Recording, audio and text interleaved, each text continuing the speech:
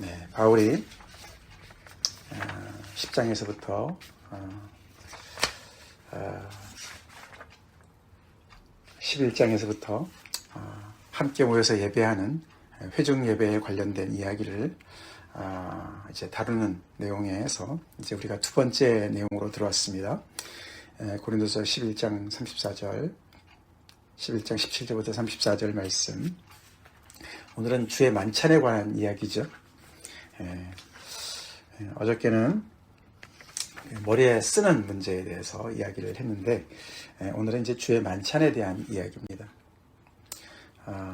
어저께에서는 칭찬을 하는, 이제 내가 이야기한 것, 또 전통을 지켜서 내가 너희를 칭찬한다, 이렇게 이제 시작을 했는데, 2절에서는, 오늘 17절에서는 이 주제에 대해서는 내가 너희를 칭찬하지 않는다, 칭찬할 수가 없다 라고 얘기를 하죠. 그 다음에 무슨 일이 있었습니까? 결국 그들이 함께 모여서 예배를 드릴 때 주의 만찬을, 성찬식이죠. 성찬식을 하는데, 그들이 성찬식을 할 때 이제 집에서 모이니까 성찬식만 하지 않고 같이 또 식사를 나눴던 것 같습니다. 오늘 이 매일성경에도 잘 설명이 되어 있지만 이게 교회 건물에서 모이는 게 아니잖아요. 그렇죠? 그래서 우리가 드리는 예배랑 똑같이 생각하시면 본문이 이해가 잘 안 되죠. 함께 모일 때 식사도 같이 하면서 또 예배 중에 성찬을 같이 나누는데, 그들 중에 자기의 만찬을 먼저 갖다 먹고 어떤 사람은 먹지 못하는 일이 생기는 것이었습니다. 그래서 그들이 서로 모여서 함께 예배를 드리는 것이 유익이 돼야 되는데, 바울은 17절에서 너희 모임이 유익이 되지 못하고 오히려 해로움이 되었다. 안 모이는 게 더 나을 정도로 그렇게 이 성찬 때문에 점점 더 이 교회 안에 어떤 그런 소외되는 사람들, 이렇게 생기는 그런 일이 생겼던 것 같습니다. 그래서 그 이야기를 내가 들었는데, 18절, 먼저 너희가 교회에 모일 때에 너희 중에 분쟁이 있다함을 듣고 어느 정도 믿거니와. 내가 이걸 믿어야 될지 정말 내 귀를 의심할 정도로 안 믿겨지는 것이다 라고 얘기를 하지요. 그러면서 그 결국은 이제 주의 만찬에 관련된 이야기를 바울이 이제 들은 것이죠. 그렇죠? 누구를 통해서, 뭐 근로의 지편을 통해서 들었든지, 아니면 편지를 통해서 그 가지고 왔던 세 사람, 이 교회의 편지, 고린도 교회의 편지를 가져왔던 세 사람의 이야기를 들었든지, 이 교회에서 이런 일이 벌어지고 있다. 그 모든 교회 성도들이 한자리에 다 모여서 예배를 드릴 수는 없었을 것이죠. 그래서 가정에서, 집에서, 조금 더 이제 큰 집을 가지고 있는 사람들의 집에서 나뉘어서 이렇게 모였을 텐데, 그들이 거기에서 각각이, 앞에서 우리가 1장에서도 봤지만, 나는 바울파야, 나는 아볼로파야, 나는 게바파야, 나는 그리스도파야, 이렇게 나뉘어진 그런 문제도 있었지만, 그들이 한 자리에 모이는 그 자리에조차도 분쟁이 있었고 나뉘는 것이 있었던 것인데, 그것이 바로 이제 이 성찬에 관련된 이런 일 때문에 나뉘었다. 그래서 바울이 21절에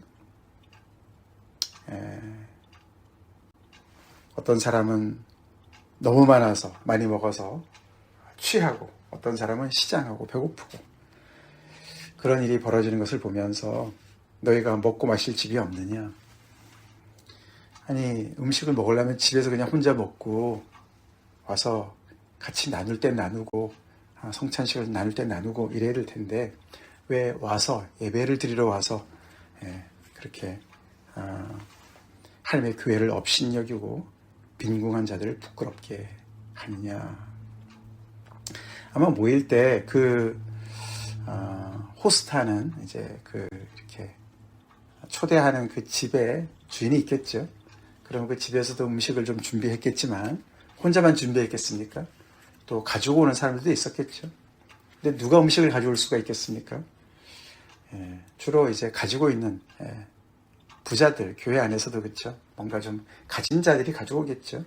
여기 빈궁한 자들이 등장을 합니다.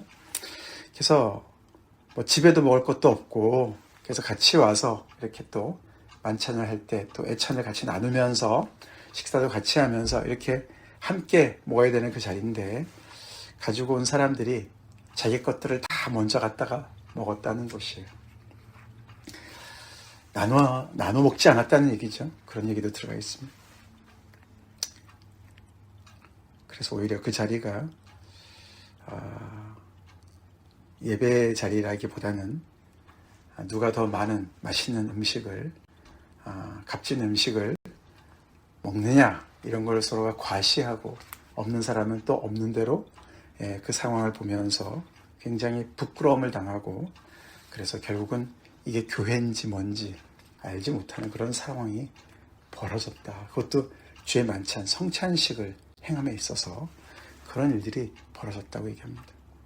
그래서 그냥 일반적인 식사와 성찬이 함께 섞여 있는 것을 우리가 보게 되는 것이죠. 그 교회 안에 사회적인 계층이 있었습니다. 그렇죠? 조금 더 가진 자가 있었고, 조금 부자가 있었고, 그런데 그런 것들이 예배 중에도 그대로 드러나기 때문에 그 문제에 대한 그런 문제의식을 아마도 어떤 사람들이 전한 것 같고, 바울은 거기에 대해서 그들을 칭찬하지 않고 그 문제의 본질을 이야기하고 있습니다.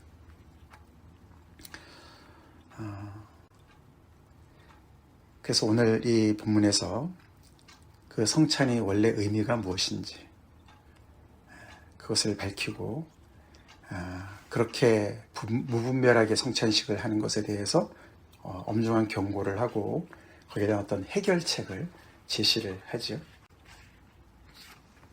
해결책을 어떻게 제시를 합니까? 오늘 본문의 끝부분이죠. 33절, 34절. 그런즉 내 형제들아, 먹으러 모일 때에 서로 기다리라. 그렇게 얘기합니다. 그래서 만일 누구든지 시장하거든, 배고프면은 집에서 먹고, 예배 들어올 때는 막 배고파서 막 기다리지 못하고 먼저 먹고, 그런 일 하지 말아라. 그렇게 이야기를 해요. 서로 기다리라. 그래서 아마도 이 음식을 가지고 오는 여유 있는 사람들은 먼저 왔던 것 같아요. 그렇죠? 그 모임에. 그러고 아마 이 빈궁한 자들은 좀 뒤에 왔던 것 같죠? 이제 그런 시간적인 것을 우리가 생각해 볼 수 있어요. 그래서 먼저 온 사람들은 기다려라. 다 올 때까지 기다려서 함께 시작해라. 라고 얘기를 하고 있습니다. 아마도 빈궁한 자들은 주로 종일 수도 있겠고, 그렇죠? 그래서 주인의 집에서 일하다가 좀 늦게 올 수가 있지 않겠습니까? 그래서 빈궁한 자들과 늦게 온 자들이 거의 동일시되는 그런 상황이 있었을 것이다 라는 것이죠. 근데 이 서로 기다리라는 이 단어가 또 다른 뜻이 있어요. 서로 받아들여라, 그런 뜻도 있습니다. 서로 받아들여라. 그래서 많은 주석가들은 그냥 시간을 기다려라, 올 때까지 기다려라, 그런 뜻 이상으로 너네가 늦게 오는 지체들에 대해서 마음을 열어서 그들을 정말 이렇게 맞이하기 위해서 기다려라, 그렇게 교회 안에서 한 마음이 되는 것을 이야기한다라고 얘기를 합니다. 그래서 결국 같은 시간에 있다 할지라도 내가 가지고 있는 음식은 내 거니까 나 혼자 먹을 거야, 하나도 안 나눠줄 거야, 이 말도 잘못된 것을 이야기하고 있다는 것이죠. 어떻게 교회 안에서 이런 일이 벌어질 수 있을까? 고린도 교회 성도들이 고린도에 있는 하나님의 교회로서 그리스도를 닮기보다는 세상을 너무나 많이 닮았어요. 그렇죠? 오늘날의 교회도 교회 안에 세상의 그런 모든 구분들, 차별들, 그렇죠? 그런 파벌의식들, 그런 것들이 스물스물 들어와 있지 않습니까? 근데 그런 모습이 이 성찬식의 자리에서 사실 다 없어져야 되는데, 그렇죠? 우리 주님의 죽음을 기리는 우리 주님께서 자신을 내어주셔서 우리에게 새 생명 주신 그 주의 죽음을 기념하는 그 자리에서 이런 일들이 벌어졌다. 그래서 바울은 엄청난 그런 경고를 했죠. 너네가 분별하지 않고 이렇게 성찬을 행하는 것은 주의 몸과 피에 대해서 죄를 짓는 것이다. 27절에 이렇게 얘기하죠. 즉 이것은 어떤 성찬 자체에 대해서 어떤 뭐 그런 잘못을 한다 이런 뜻이 아니라 주의 몸과 피에 대해서 죄 짓는다는 얘기는 주님께 죄 짓는 것이다. 그런 뜻이죠. 우리를 위해서 죽으신 주님께 죄를 짓는 것이다. 이거 심각하게 생각해야 돼 너네. 그렇게 얘기하는 것이죠.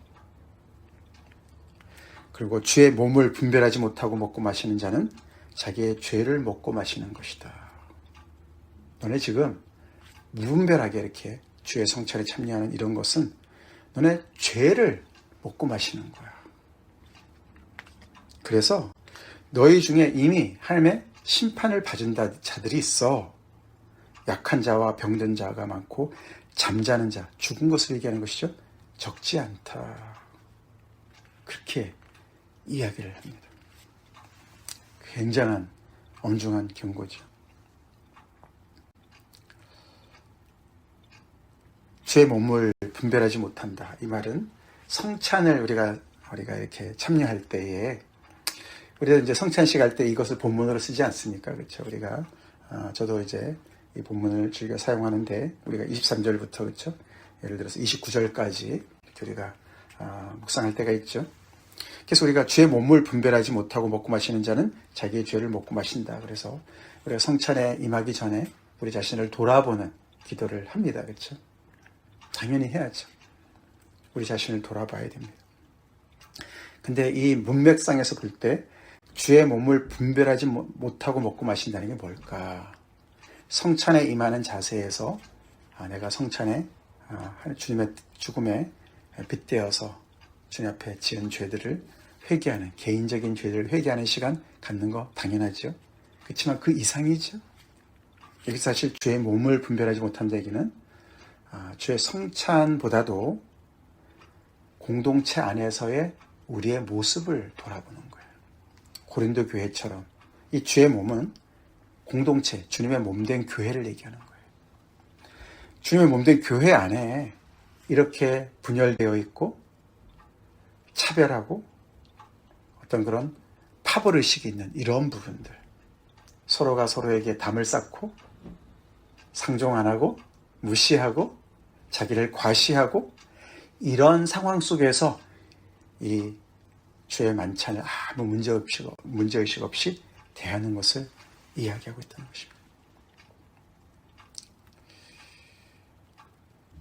오히려 그런 모습이 있다 하더라도 주의 만찬의 자리에서는 공동체가 다시 합해야 될 줄로 믿습니다. 그런 모습을 주님 앞에 회개하고 이것이 주님께서 원하시는 모습이 아니고 이러라고 우리를 위해서 죽으신 것이 아니고 이러라고 주님의 몸을 우리를 한 지체로 부르신 것이 아닌 것을 알고서 주님 앞에 그런 교회적인 공동체적인 회개를 하라는 뜻입니다.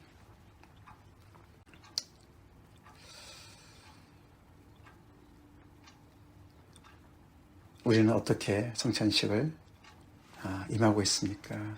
우리 교회 좀 더 성찬을 좀 더 자주 할 필요가 있을 것 같은데요. 주님이 우리에게 주신 이 성찬식, 그것을 바울이 얘기하죠.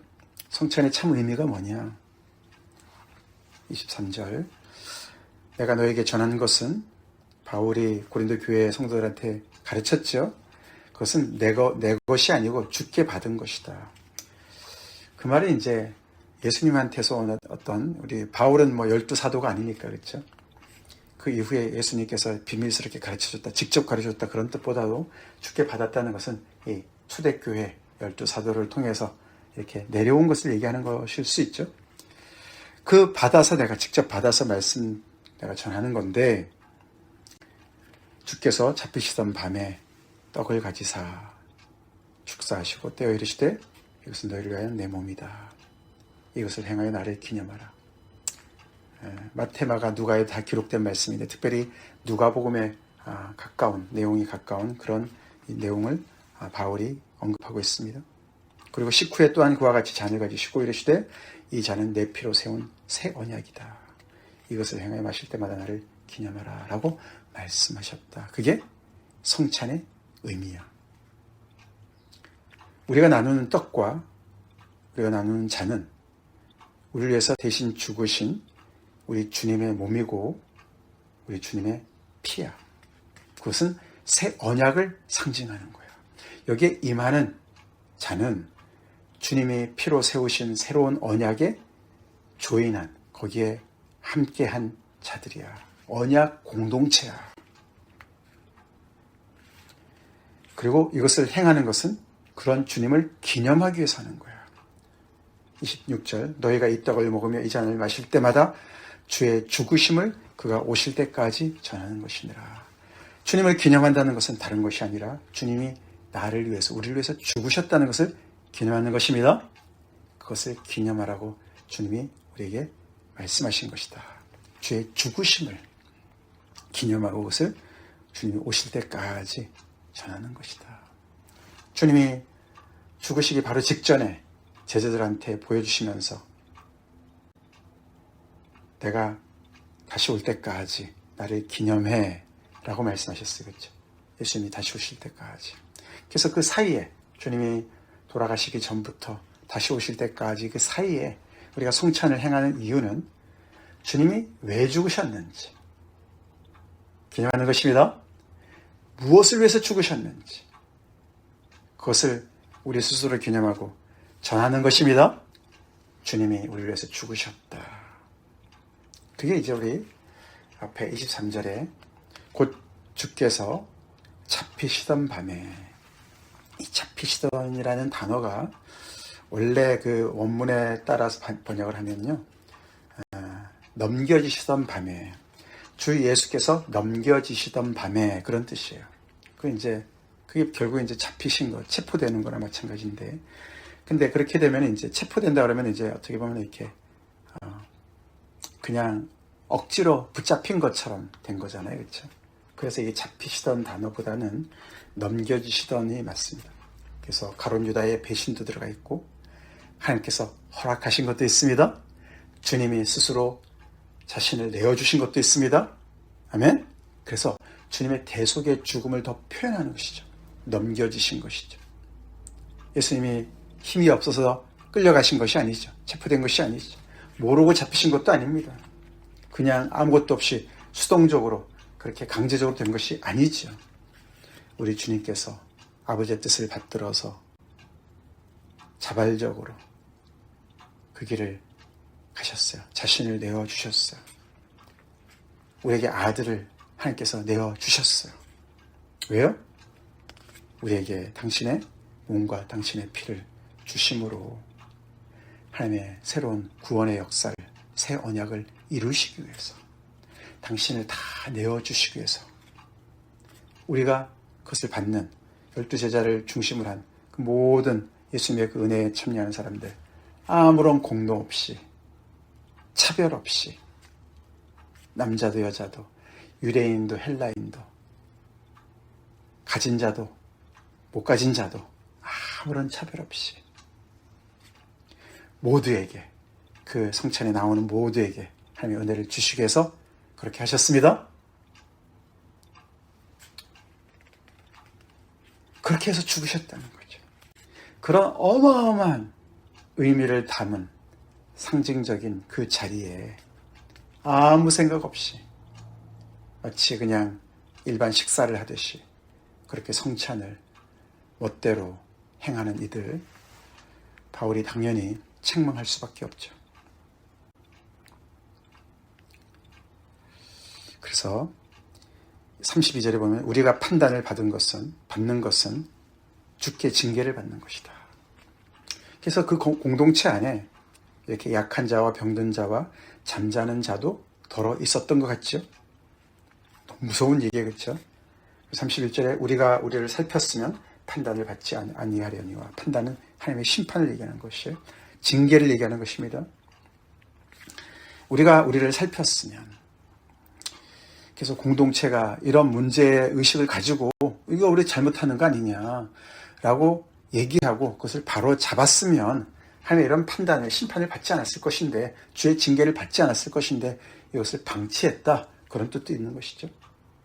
그렇기 때문에 아까 34절에 만일 누구든지 시장하거든 집에서 먹고 형제들이 올 때까지 서로 기다리고 마음을 열어서 맞이하려고 기다리고 그래서 제대로 성찬식을 행해라. 그러면서 이는 너희의 모임이 판단받는 모임이 되지 않게 하려 함이라. 그 밖의 일들은 내가 언제든지 갈 때에 바로잡으리라. 그 밖의 일들 아마 제반적인 여러 가지 다른 이것과 관련된 이야기들을 내가 더 자세하게 하겠다 그런 뜻인 것 같습니다. 그러면서 공동체 안에서 이런 주의 성찬을 어떻게 받아들이고 행하는지를 분명한 그런 분별력을 가지고 살피고 판단해야 되는 것을 이야기합니다.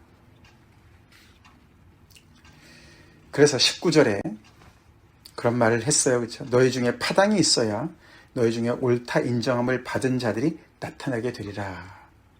교회 안에 파당이 없어야 되는데, 그렇죠? 분쟁이 없어야 되는데, 그것 때문에 문제를 앞에서도 쭉 얘기했는데, 하나가 되어야 된다고 얘기했는데, 여기는 파당이 있어야 너희 중에 옳다 인정을 받는 자들이 나타난다. 이렇게 또 얘기를 합니다. 그렇죠?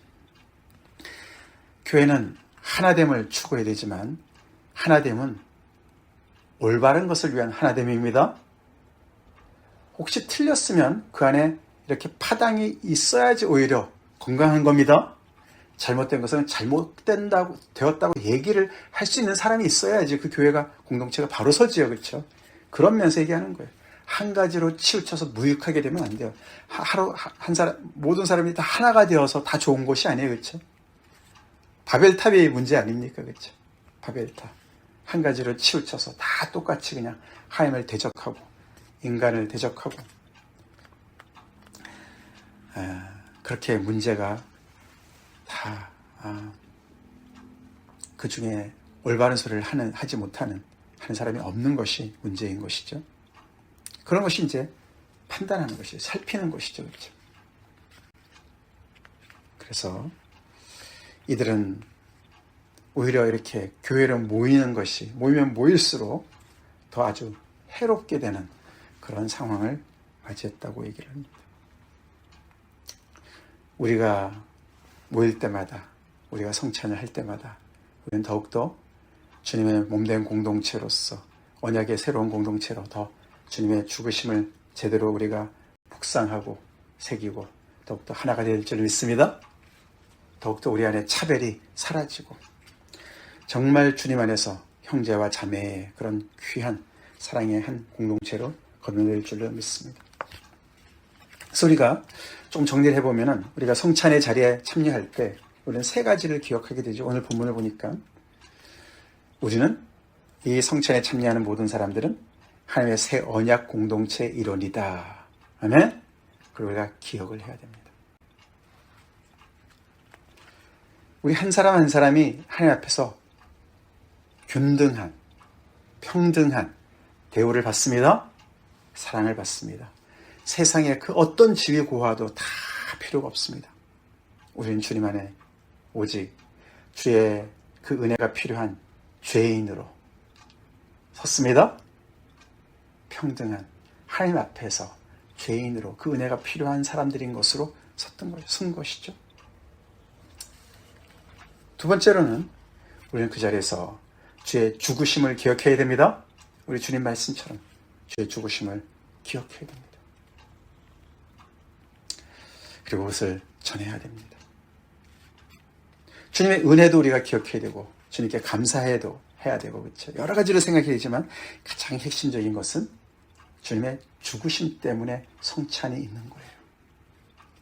그래서 이것은 이 성찬식은 십자가의 도, 이 복음의 메시지와 직결되어 있는 것이에요. 주님이 죽지 않으셨으면 십자가가 없으면 아무것도 없습니다. 근데 그 죽으심이 대속의 죽으심입니다. 이사야서 53장 말씀처럼 우리를 위해서 자신을 내어주신 죽으심이에요. 그래서 그 주님의 죽음 앞에 우리가 그것을 성찬을 받을 때 주님이 나 때문에 죽으셨습니다. 제가 이것이 꼭 필요해서 주님께서 저 대신 죽으셨습니다. 저 이 은혜 꼭 필요합니다. 고백합시다. 그리고 우리 그 주님의 죽으심을 본받아서 우리 자신을 또 내어주는 그런 사랑을 또한 우리가 기억해야 되겠죠. 세 번째는 뭡니까? 우리는 하나님의 심판을 기억해야 됩니다. 주님이 왜 죽으셨어요? 죄 때문에 죽으셨어요. 죄에는 대가가 따르죠. 하나님의 심판이 따릅니다. 그래서 우리 자신을 돌아보는 것도 필요하고 또 그 주님의 죽으심을 그래서 전해야 될 줄로 믿습니다. 주님의 징계하심과 심판이 따르는 것이죠. 죄의 싹이 있다는 것을 우리가 알고 그래서 주님의 십자가의 죽으심이 얼마나 정말 고귀한 것인지 전해야 됩니다. 다 같이 기도하겠습니다. 하나님 감사합니다. 고린도 교회가 말이 많고 문제가 많아서 참 바울은 수고 많이 했지만 우리에게는 참 유익이 됩니다. 오늘도 이렇게 교회 안에서 성찬식 때문에 참 말도 안 되는 일들이 벌어지는 것을 또 우리가 보면서 그래서 또 성찬의 참된 의미를 우리가 알게 되고 이 말씀을 통해서 또 아버지 우리의 참 모습을 또 비춰볼 수 있으니 감사합니다. 하나님 저에게도 이렇게 아버지 성찬을 허락하시는 게 감사드립니다. 그 주님의 죽으심 앞에서 우리의 세상의 모든 자랑들, 교만들, 차별과 아버지 소외의 모든 잘못된 세상의 것들 다 사라지게 하시고 오직 주님의 새로운 공동체로 늘 거듭나는 새 언약의 공동체로 거듭나는 그런 건강한 교회가 되게 하시고 오늘날의 모든 교회의 성찬의 자리가 되게 하여 주시옵소서. 우리를 위해서 죽으신 주님의 죽음을 늘 기억하고 주님 오실 때까지 증거하는 우리들의 삶 되게 하시고 우리 교회 되게 하여 주시옵소서. 주님의 놀라우신 이 은혜와 사랑, 희생에 감사합니다. 예수님 이름 받들어 기도 올려옵나이다. 아멘.